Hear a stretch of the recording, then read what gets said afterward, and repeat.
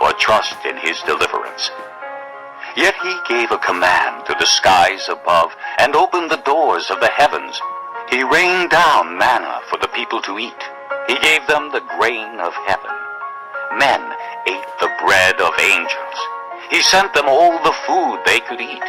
He let loose the east wind from the heavens and led forth the south wind by his power.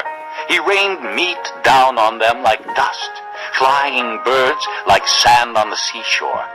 He made them come down inside their camp, all around their tents.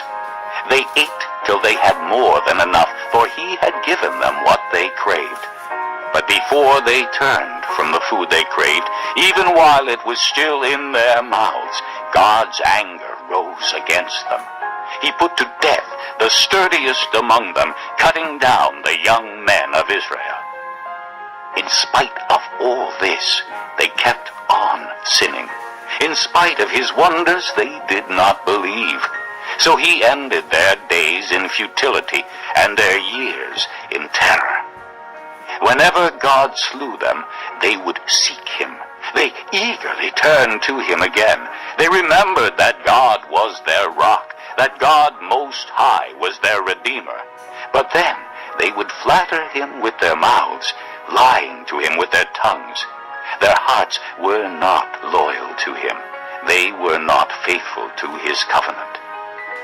Yet he was merciful. He forgave their iniquities and did not destroy them. Time after time he restrained his anger and did not stir up his full wrath. He remembered that they were but flesh, a passing breeze that does not return. How often they rebelled against him in the desert and grieved him in the wasteland. Again and again they put God to the test. They vexed the Holy One of Israel. They did not remember his power, the day he redeemed them from the oppressor, the day he displayed his miraculous signs in Egypt, his wonders in the region of Zoan. He turned their rivers to blood. They could not drink from their streams. He sent swarms of flies that devoured them, and frogs that devastated them. He gave their crops to the grasshopper, their produce to the locust. He destroyed their vines with hail, and their sycamore figs with sleet. He gave over their cattle to the hail, their livestock to bolts of lightning. He unleashed against them his hot anger, his wrath, indignation, and hostility, a band of destroying angels. He prepared a path for his anger. He did not spare them from death, but gave them over to the plague. He struck down all the firstborn of Egypt, the firstfruits of manhood in the tents of Ham. But he brought his people out like a flock. He led them like sheep through the desert. He guided them safely, so they were unafraid, but the sea engulfed their enemies. Thus he brought them to the border of his holy land, to the hill country his right hand had taken. He drove out nations before them and allotted their lands to them as an inheritance. He settled the tribes of Israel in their homes. But they put God to the test and rebelled against the Most High. They did not keep his statutes. Like their fathers, they were disloyal and faithless, as unreliable as a faulty bow. They angered him with their high places. They aroused his jealousy with their idols. When God heard them, he was very angry. He rejected Israel completely. He abandoned the tabernacle of Shiloh, the tent he had set up among men. He sent the ark of his might into captivity, his splendor into the hands of the enemy. He gave his people over to the sword. He was very angry with his inheritance. Fire consumed their young men, and their maidens had no wedding songs.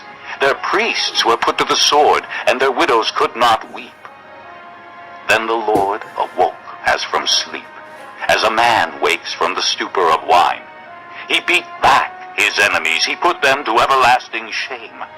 Then he rejected the tents of Joseph. He did not choose the tribe of Ephraim, but he chose the tribe of Judah, Mount Zion, which he loved. He built his sanctuary like the heights, like the earth that he established forever. He chose David, his servant, and took him from the sheep pens. From tending the sheep he brought him to be the shepherd of his people Jacob, of Israel his inheritance. And David shepherded them with integrity of heart. With skillful hands he led them. Psalm 78, a maskil of Asaph. O my people, hear my teaching. Listen to the words of my mouth. I will open my mouth in parables. I will utter hidden things, things from of old, what we have heard and known, what our fathers have told us. We will not hide them from their children. We will tell the next generation the praiseworthy deeds of the Lord, his power, and the wonders he has done. He decreed statutes for Jacob, and established the law in Israel, which he commanded our forefathers to teach their children, so the next generation would know them, even the children yet to be born, and they in turn would tell their children. Then they would put their trust in God, and would not forget his deeds, but would keep his commands. They would not be like their forefathers, a stubborn and rebellious generation whose hearts were not loyal to God, whose spirits were not faithful to him. The men of Ephraim, though armed with bows, turned back on the day of battle. They did not keep God's covenant, and refused to live by his law. They forgot what he had done, the wonders he had shown them. He did miracles in the sight of their fathers in the land of Egypt, in the region of Zoan. He divided the sea and led them through. He made the waters stand firm like a wall.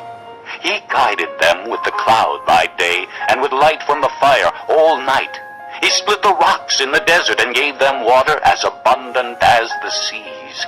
He brought streams out of a rocky crag and made water flow down like rivers.